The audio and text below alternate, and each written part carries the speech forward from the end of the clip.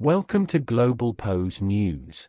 The President of Poland, Duda, has repeated his call for the US to base nuclear weapons on Polish soil. In the presidential palace in Warsaw, he told me that it would make Poland stronger and safer as it faces Russia. Viewed from Poland, President Putin's Russia is a clear and a present danger.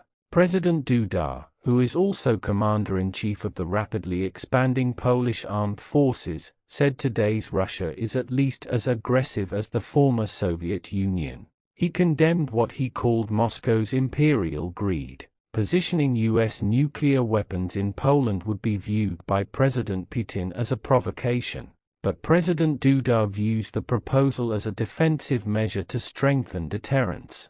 He said it would be a response to President Putin's 2023 decision to deploy Russian tactical nuclear weapons in Belarus, which has a border with Poland and Ukraine. It's the same Russia that's attacking Ukraine today, who is an aggressor, who is murdering civilians, who is bombing down civilian settlements, he told me, and it's moving its nuclear weapons from the depths of Russia to Belarus. This defensive tactic is a vital response to Russia's behavior, relocating nuclear weapons in the NATO area. Poland is ready to host this nuclear weapon.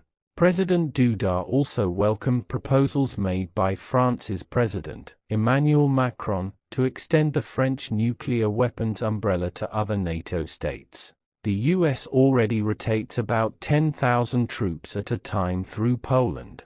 When asked how the presence of nuclear weapons would make Poland safer, Mr. Duda said it would deepen America's commitment to Polish security. Every strategic kind of infrastructure, American and NATO infrastructure, which we have on our soil is strengthening the inclination of the US and the North Atlantic Alliance to defend this territory. Poland spends almost 5% of its national income on defense. That is more than any other member of NATO, including the United States. Last week, Poland's Prime Minister, Donald Tusk, made a speech in Parliament warning that a profound change in American geopolitics was putting both Poland and Ukraine into an objectively more difficult situation. Prime Minister Tusk called for further increases in Polish defense spending and proposed that Poland should consider reaching for opportunities related to nuclear weapons.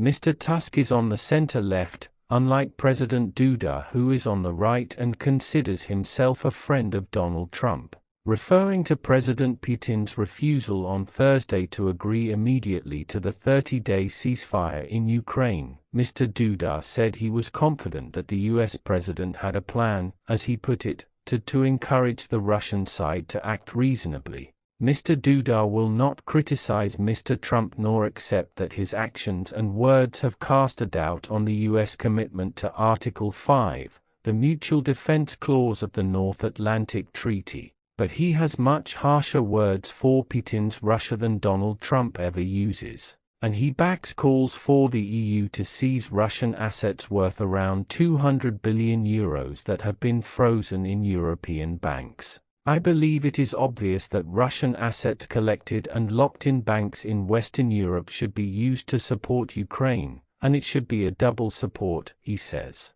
First of all, Ukraine should be supported in defending itself against the Russian aggression, and secondly, this should be used to support the rebuilding of Ukraine. I cannot imagine that after the destruction of Ukraine, Russia can simply take this money away without paying war reparations and compensation.